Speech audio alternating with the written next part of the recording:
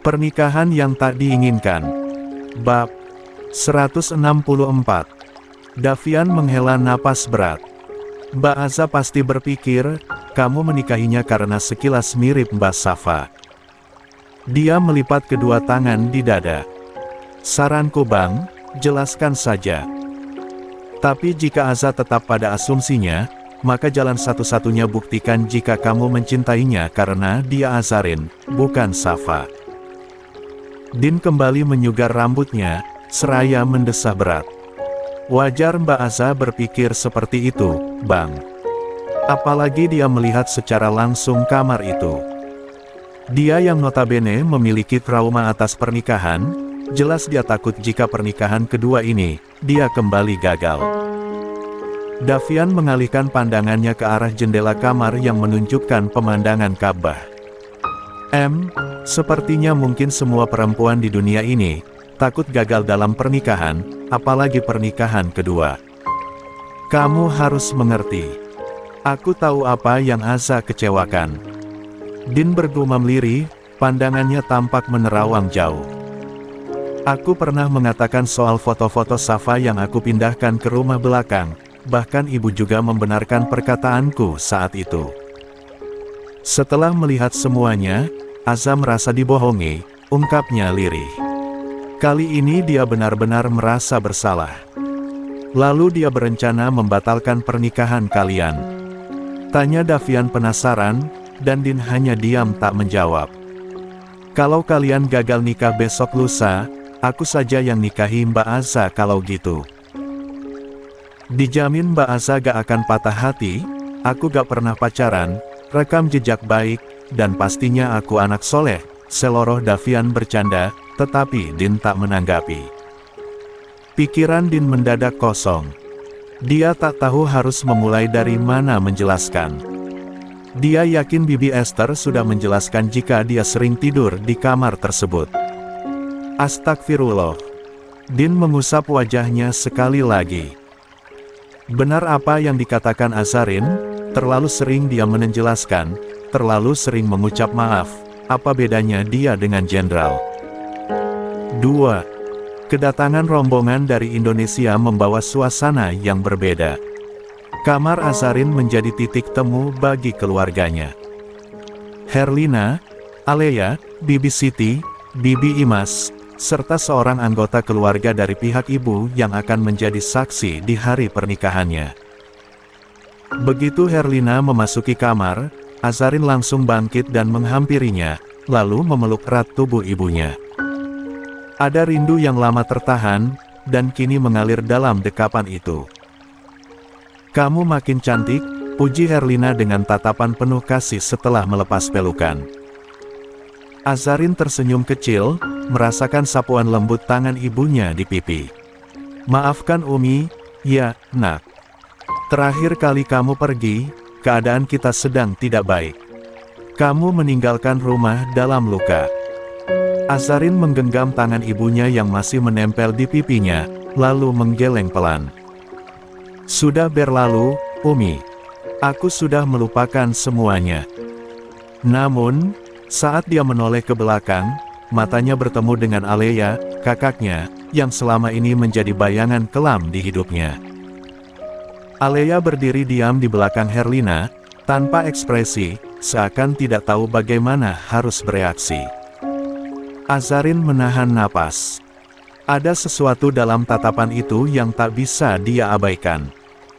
Perlahan, dia bergeser, melangkah maju, dan tanpa ragu merengkuh Alea dalam pelukannya. Hening. Seakan waktu berhenti. Untuk pertama kalinya setelah sekian lama, mereka memeluk satu sama lain. Tidak lagi sebagai saingan, tidak lagi sebagai musuh, tetapi sebagai saudara yang pernah tersesat dalam kebencian. Tangis mereka pecah. Isakan yang tertahan begitu lama akhirnya lepas, memenuhi kamar dengan keheningan yang penuh makna. Semua yang ada di sana ikut hanyut dalam suasana, bahkan Herlina tak sanggup menahan air matanya. Cukup lama mereka bertahan dalam dekapan itu, seolah melepaskan segala emosi yang selama ini menjadi tembok pemisah. Maafkan kakak, iya. Bisik Alea, suaranya hampir tenggelam dalam tangis. Azarin mengangguk dalam pelukan. Aku juga minta maaf. Ucapnya, suara mereka hanya bisa didengar satu sama lain. Setelah puas meluapkan perasaan, Azarin perlahan melepaskan pelukan. Tatapannya jatuh ke wajah Alea sayu, kosong, seolah gairah hidup telah lenyap dari matanya. Meski matanya sendiri masih basah, Azarin bisa melihat dengan jelas badai yang bergemuruh di dalam sorot mata kakaknya. Entah luka, penyesalan, atau justru semuanya bercampur menjadi satu. Dia mengingat kembali kata-kata jenderal kemarin, bahwa pria itu telah menceraikan Alea. Dan lebih ironisnya, jenderal masih berani meminta kembali padanya. Azarin menghela napas panjang, lalu menghapus sisa air matanya dan mencoba tersenyum. Ayo kita semua duduk, kita ngobrol. Sudah lama kita tidak berbagi cerita. Dia berusaha terdengar ceria, meskipun hatinya masih berkecamuk hebat. Namun, dia tak ingin. 3. Menunjukkan apapun. Tidak sekarang. Tapi jangan berisik, ya. Anakku baru tidur, tambahnya, melirik ke arah Alina yang lelap di atas ranjang. Herlina tersenyum, lalu mendekat untuk menatap gadis kecil itu. Dengan penuh kasih, dia mendaratkan kecupan di kening Alina, sementara yang lain mengangguk mengerti.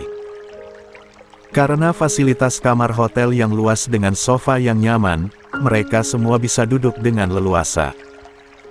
Obrolan pun mengalir, membahas perjalanan dari Indonesia ke Mekah, diselingi tawa dan canda. Namun, di sela kebersamaan itu, Azarin sesekali melirik ke arah Alea yang lebih banyak diam. Ada sesuatu dalam tatapan kakaknya yang mengingatkannya pada dirinya sendiri dulu saat dia baru saja bercerai dengan jenderal. Dan kini, keadaan itu berbalik. Luka yang dulu dia rasakan, kini sedang dirasakan oleh Alea. Oh iya, nak. Umi belum bertemu ibunya, Din. Kamarnya yang mana? Tanya Herlina tiba-tiba. Azarin langsung menoleh. Kamar ibu ada di depan kamarku, Umi. Tapi kalau mau bertemu, besok saja, ya. Semua pasti kelelahan dan sedang beristirahat. Herlina mengangguk setuju. Tak enak rasanya jika harus mengganggu di malam hari. Lagi pula, kedatangan mereka tadi pun hanya disambut oleh asisten Pak Argatamna. Percakapan berlanjut, tawa sesekali pecah. Tetapi Azarin tetap melirik Alea yang terlihat banyak melamun. Sekitar 1 jam berlalu, obrolan itu akhirnya selesai. Satu persatu orang-orang kembali ke kamar masing-masing, malam sudah terlalu larut. Namun, saat Alea hendak melangkah keluar, Azarin tiba-tiba menahan tangannya. Jemari mungil itu menggenggam pergelangan tangan sang kakak dengan erat, seolah tak ingin dilepaskan. Tidur sama aku, ya, kak, ucap Azarin lirih, lebih terdengar seperti permohonan ketimbang ajakan. Alea terdiam, menatap wajah adiknya yang dipenuhi harap. Sesaat, ada kebimbangan dalam hatinya, tapi akhirnya dia mengangguk pelan. Herlina yang sempat melihat interaksi keduanya memilih tak banyak bicara. Dia hanya menghela napas kecil, lalu keluar dari kamar, menutup pintu dengan perlahan. Kini, suasana menjadi hening. Ada jarak canggung yang tercipta di antara mereka, dua saudara yang seharusnya dekat, tetapi luka dan waktu membuat mereka saling menjauh. Azarin bangkit, mengambil satu set piyama dari lemari, lalu menyodorkannya pada Alea. Ganti baju tidur dulu, kak. Pasti gak nyaman pakai gamis terus. Alea hanya mengangguk dalam diam, mengambil baju itu tanpa sepatah kata, lalu berjalan ke kamar mandi. Sementara itu, Azarin duduk di sofa, menatap jendela besar yang langsung menghadap ke Masjidil Haram.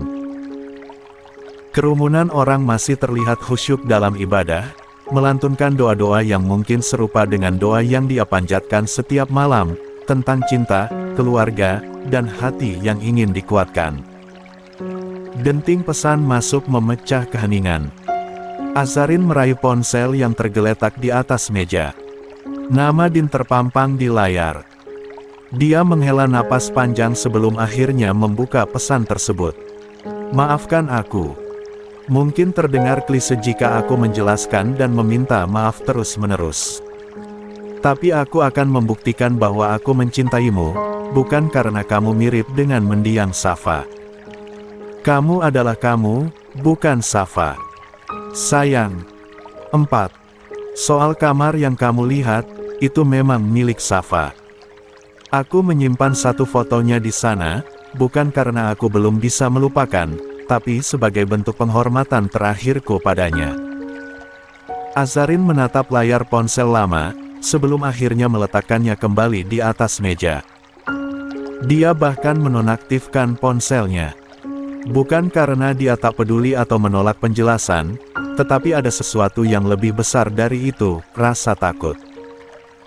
Takut mencintai lagi, takut kehilangan, takut hatinya tak cukup kuat jika harus bersaing dengan kenangan seseorang di masa lalu. Dari dalam kamar mandi, terdengar suara pintu terbuka. Alea keluar, kini mengenakan piyama milik Azarin. Dia berjalan pelan ke arah sofa, lalu duduk di samping adiknya. Pandangan Alea langsung tertuju keluar jendela. Keramaian Masjidil Haram memberikan ketenangan tersendiri. Umi benar, gumamnya pelan. Di sini, hati terasa lebih damai. Azarin melirik kakaknya, lalu tersenyum tipis. Ilama mereka membiarkan keheningan menjadi percakapan tersendiri, sebelum akhirnya Azarin memberanikan diri bertanya. Apa kakak baik-baik saja? Alea tersenyum miris, seolah menertawakan takdirnya sendiri. Kamu tahu jawabannya, kan? Aku terluka, Sa. Suaranya begitu lirih, hampir seperti bisikan. Apa kamu bahagia sekarang? Azarin menggenggam tangan kakaknya, meletakkannya di atas pangkuannya, menatapnya dengan penuh ketulusan. Kak, aku ingin kakak tahu satu hal. Alea tak menjawab, dia hanya menatap lurus ke depan. Aku sudah melupakan Jenderal. Suaranya tegas, tanpa keraguan sedikit pun. Dan aku gak pernah merasa bahagia kalau keluarga kita terluka. Alea menutup matanya sejenak, mengambil napas dalam sebelum akhirnya membuka suara. Jenderal sudah menjatuhkan talak padaku, Sa. Kali ini Azarin yang terdiam. Dia sudah tahu dari Jenderal sendiri. Sehari setelah kamu berangkat ke Dubai. Alea tertawa kecil, tetapi bukan karena bahagia. Awalnya aku berpikir, mungkin dia menjatuhkan talak karena ingin kembali padamu. Tapi setelah melihat semua persiapan pernikahanmu di sini, aku sadar, kamu gak akan pernah kembali padanya. Azarin terdiam. Ada banyak hal yang ingin dia katakan, termasuk telepon Jenderal, tetapi jika dia mengatakan hal itu sama saja menancapkan pisau ke hati Alea yang masih terluka. Maka, dia melakukan satu-satunya hal yang bisa dilakukan, memeluk kakaknya erat. Kak, aku janji. Aku gak akan pernah kembali pada Jenderal, gumam Azarin, dan Alea balas memeluk Azarin tanpa berkata-kata. Aku harap, setelah dari sini, kakak bisa mendapatkan ketenangan. Sakit yang kakak rasakan, ujian dari Allah, maka Allah pula yang akan memberikan obatnya. Berserah diri pada Allah, Kak, bisik Azarin lagi. Terima kasih, Dep. Kakak juga minta maaf pernah menjadi pisau di hatimu, ungkap Alea, lalu melepaskan pelukannya. Aku sadar, apa yang terjadi denganku sekarang, karma yang kupetik dari menyakitimu.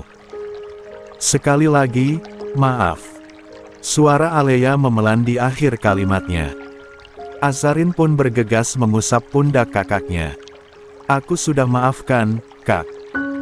Sekarang tidak perlu dipikirkan, selama di sini, kakak fokus merayu sama Allah saja, minta pelangi setelah badai. Suara Azarin penuh semangat. 5. Setelah Volahid. Arine megajak beristirahat, karena besok menjadi hari panjang untuknya. Selain berpuasa, dia mulai dipakaikan henna di tangan. Tradisi pernikahan yang sering dilakukan di Dubai. Pagi menjelang, cahaya matahari menyelinap masuk melalui jendela yang sudah Azarin buka sejak dia menunaikan tahajud tadi. Udara di dalam kamar terasa lebih segar, membawa ketenangan yang sulit dijelaskan. Setelah membersihkan diri dan mengenakan pakaian yang nyaman, dia duduk di depan cermin, menunggu orang yang akan datang untuk melakukan henna di tangannya.